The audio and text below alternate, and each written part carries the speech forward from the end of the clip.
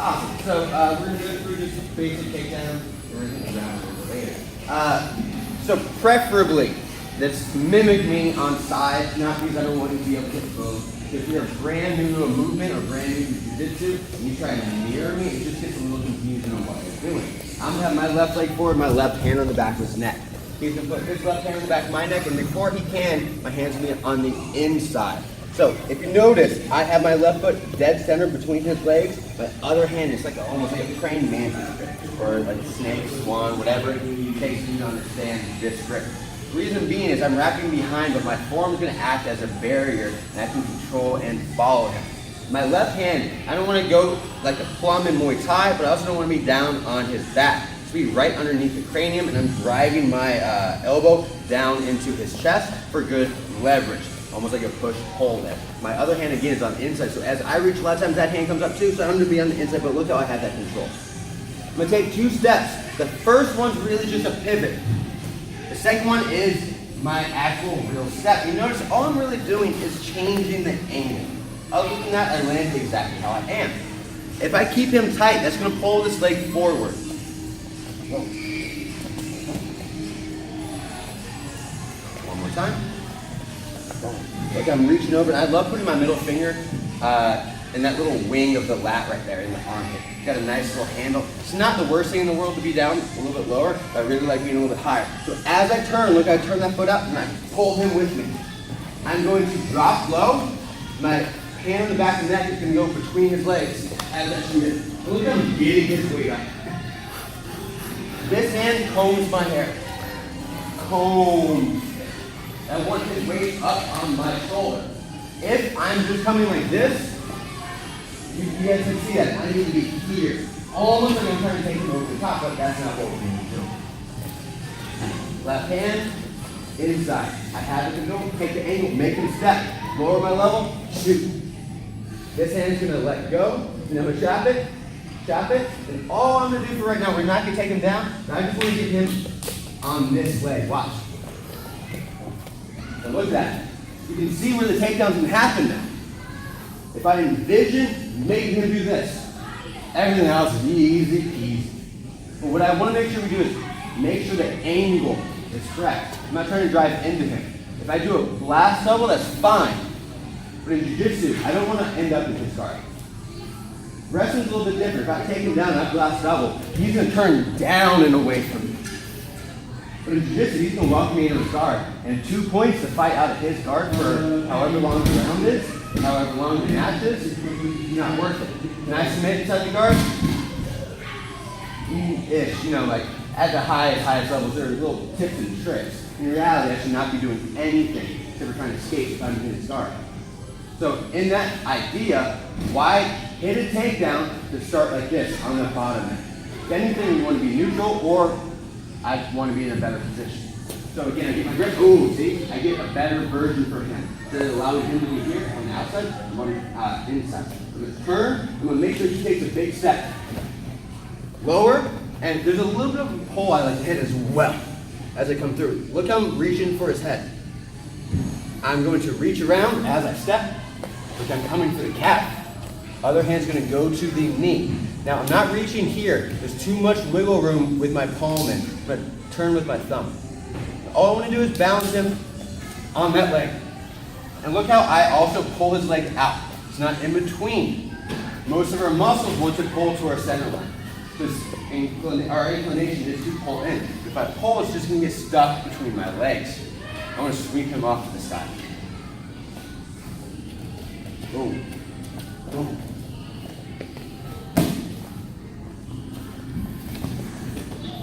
Any questions? 1, 2, 3. Some I've just never seen before. So on that note, I will make sure you fall. We have 3 directions. We go straight back and to the side. Straight back is the easiest. What I want to think about doing is curving my spine. That way I disperse energy. You guys ever jump off the diving board? You guys ever do a belly flop? Okay, that's because you're 100% flat. You dive in, it doesn't hurt so much because it's very small as getting impact. But as I fall, I don't want to fall straight back. I'm actually going to curve. Look how I disperse energy. My hands are the last thing. If I do this, I can hyperextend my elbow, I can hurt my wrist, I can even break my collarbone. If you guys know Lorena, she She didn't even fall super badly. It was just a little bit landing on her elbow, and it popped the collarbone and broke it. It's a little rare for that to happen. I've never, in 11 years, I've been seeing that. But again, that's why we learn how to break fall. So as we fall, I'm going to curve my spine, keep my head tucked, and I'm going to smack the mat palm down. Any questions on that? All right, so what I want to see is before we do the sideways one, it's all stand up, sit down, curve, and hit that. Easiest way to hit it is I like to just cross our feet and roll to the side. This hand's going to be tucked, nice and in, chin's in, and if anything, my head's going to bounce on my shoulder, which is good. As I have this lined up. We don't want to be like this, because then my head can bounce if it's a really hard throw. But again, I'm going to keep my chin tucked, so that way I don't have my head bounce. But I'm palm down, hand tucked, and legs bent. We don't want straight legs. One more time, I'm going to fall. Look at my hand was the last thing to touch. My head never touched the ground. My other hand's tight. Any questions on that? All right, so since we have a lot of people, we could accidentally fall into each other if we don't know which one we're going to do. So we are going to fall this way, counterclockwise. So that means we are going to take our right leg. Everyone stop the right leg. Awesome. Silly, but sometimes you don't understand. You're like, oh, I know which side, and it's not the right side. We're going to tuck the right leg and fall counterclockwise. This, you're going to shatter the back of your hand. Just completely shatter. If you land here, the worst that can happen is the dermal or at least muscle gets hurt, not the bone. Now we're going to go to the left. We're going to tuck the left and fall to the left. So we're going to go clockwise this time. Let's go.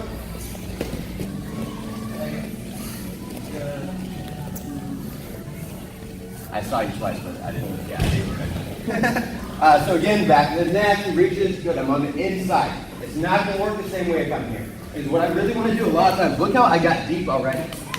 I'm starting a little farther away, but as I move, that already got me deep. I don't have to do a penetration set. I don't have to come in, because this step pulls him over. Then I'm already deep. But if I'm down like this, see how my butt's touching my heel? It's much easier than the class. I want posture. Look at this already off down to where I want him to be. I'm going to take a step around. Then I'm going to switch. Now I'm going to drive. I'm going to take 4 steps. 1, 2, 3, 4. At that point, I know he's going to fall. I would follow him down, but I'm just going to show you guys the 4 steps. Again, we're going to build and build, and as we keep coming to class, we can learn more details. Back and neck, inside, taking the step. But you also notice I'm stepping in. So that way when he steps, it's a little bit easier. Boom. Switch. 4 steps. 1, 2, 3, 4. And he's going to fall down. Good. Great fall as he falls. Any questions? All right, 1, 2, 3. A little lower. Boom. So look, this is hard. Hard to push sideways. I'm strongest in front of me. You said, okay, let's bench press. Coach, wonderful. Let's move something. There's no way. There's no, same concept though. So as I'm here, so much easier. As I set that leg around, I just turn the corner a little bit. Now I want my eyes, my body facing the direction I'm pushing. I'm gonna have my most force when I do that. And I'm still clearing the legs off the side though. So when I'm here, I don't want to just hug them in between. I'm gonna be clearing the corner and getting those legs up. Pitching them. Any questions on that? All right, let's just add that little detail. 1, 2, 3. Already, he shot in. He's got the high crotch. He's coming through. So from here, what I don't want to have happen is my legs be on this side. Because the more that happens, you can see the more I'm going to get tilted. I do want to keep it between his legs. So as he starts to push into me, I drive. Look how I use my hook. Why? Number 1, it's going to get stuck there. Number 2, I have the expansive power between my right leg and my left leg. Meaning I'm actually pushing my hips apart. Now a lot of us are like this. Look, I'm like literally falling. Number 1, if you're doing that as a partner while he drills, that's 99% of the reason why we're having a little bit of trouble. The person that's being taken down is like collapsing. It's really hard to hit a good takedown on someone that wants to fall. If he's like what I like to call a dead fish, meaning he's not even moving and he just wants to fall over, if I touch him and he falls, there's no takedown I need to do.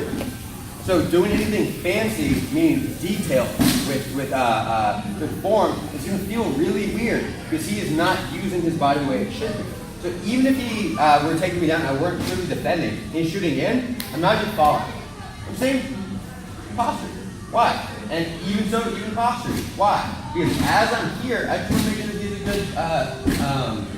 a good rep. So then he drives me that way. But my foot's going to hook. So he's going to try and drive me, right? Come on, grab. Look how I'm using that to bounce. I'm pushing against these two. I'm going to keep it in. If it's in, oh man, he's going to get me down. So I'm going to be here. Getting a lot of weight on the back of his head. Because look where his head is now. It's a lot lower.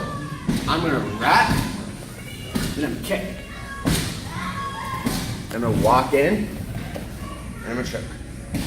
Now, as I walk in, we're not arching. I'm going from bent over to vertical. So it truly does almost look like I'm trying to arch.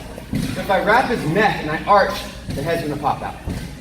It doesn't actually add to the choke. I actually need to hide his neck. What my coach used to say is, look, I'm hiding the neck.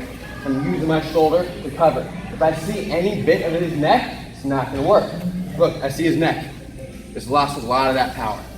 So as he shoots in, he gets all that good stuff. He starts driving. I have that expansive balance and power. I'm dropping a lot of weight on the back of his head, and then I'm going to wrap. After I've wrapped, my other hand's one that grabs. Each one has a purpose. Wrap and track. It's not this. I'm not giving two things to one person. I'm wrapping, then this hand, middle finger on that seam.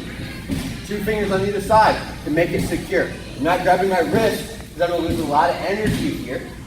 And number two, after 10 years of pulling on your wrist, your joints aren't going to be the same.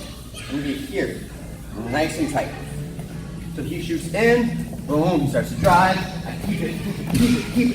Then I wrap, I track, and I kick that leg free. And then I'm going to walk back in. Look, I just had posture. This is where I was before. This is too much. I'm here. Look, I'm hiding that neck. You can't see it. I'm just squeezing. Pulling my elbows back and hugging. Again, it's not a guillotine as much as we're thinking about cutting through it. So that's actually, in my opinion, a bad name. It makes you think that you want to lift your hands through the neck. I want to keep it tight and hug the neck. Any questions, guys? You want to see? Yeah. So, as we got here, I just drive up. So, see that? Using these two to push apart. And as he continues to drive, I can use that to lower his posture. Then I'm going to wrap and track. And from here, he feels weak. Because number one, he has no posture. Number two, his neck's being wrapped. So most of the time, I feel his hand slipping. It's easy to kick now. So you bring your hips back? Yeah, to make sure I free the leg. Okay. And then I walk him back in.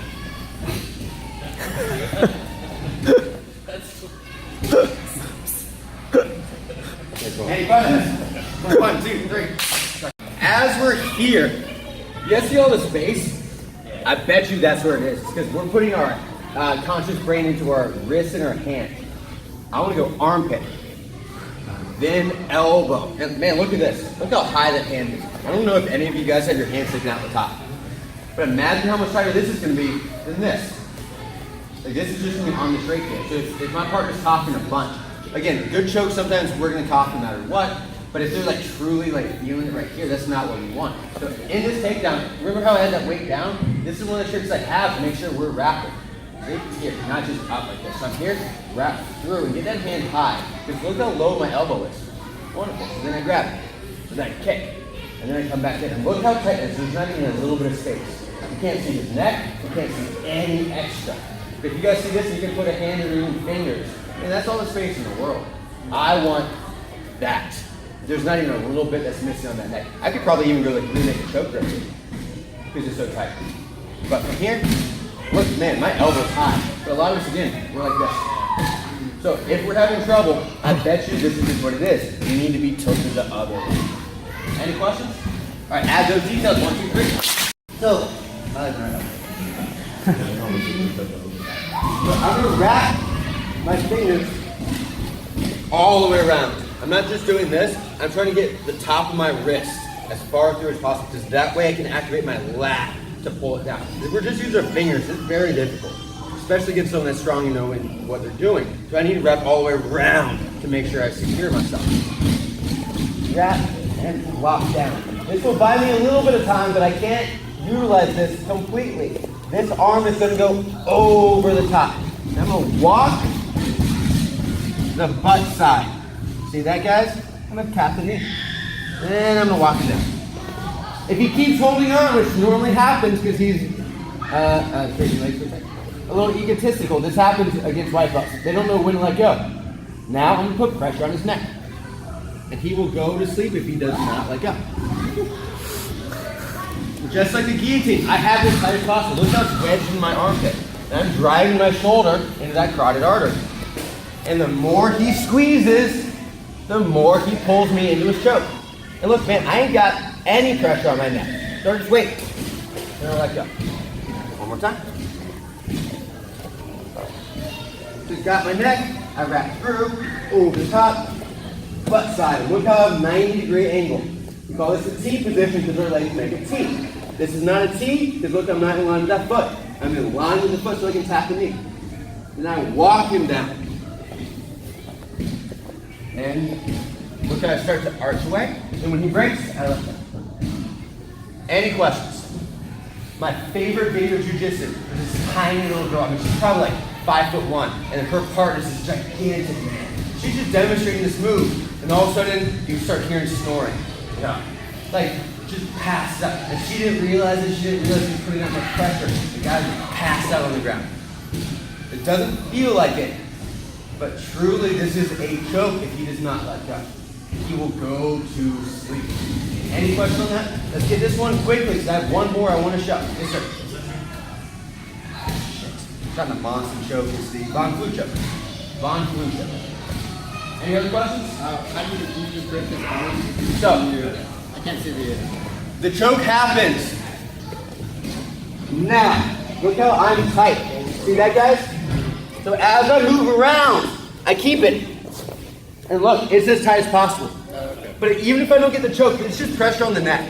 Even if he does not go to sleep, this is so much pressure. I'll just keep waiting until he realizes it's futile. And then I'll break free. I'm turning, but I don't want to go so much or lose my balance either. All right, 1, 2, 3. This is the way you learn how to do it. If I'm in guard and you choke me again, that's probably the way I'm going to hit it. But if I'm underneath you in the turtle, in bottom side control, or standing, I have a second option that I really like. It's running the head out. Number one, I know he's going to be like this after the first movement. Even if he starts tall, I can get him to bend down by creating a little distance. If I keep his hips in place and hold tight, he has to do this to stay with me. Now look, this is farther away, and this is closer. So if I go this way, I'm going to get caught, so I go a little low, and I'll get my head out. Watch. But even if he starts tight, I'm out. I'm out.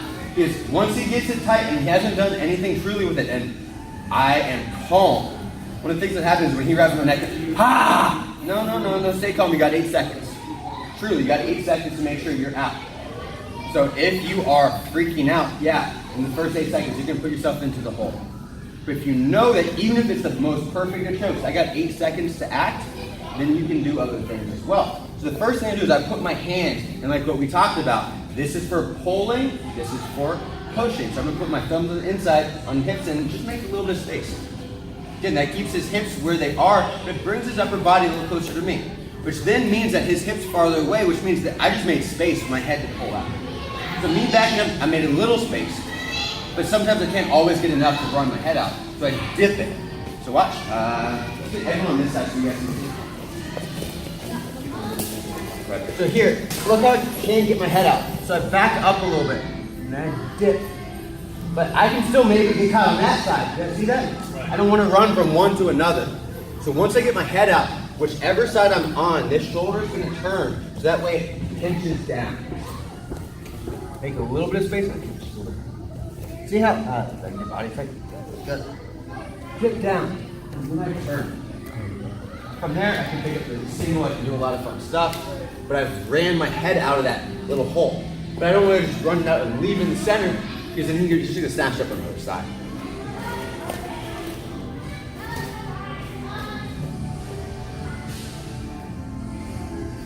After that, I go down.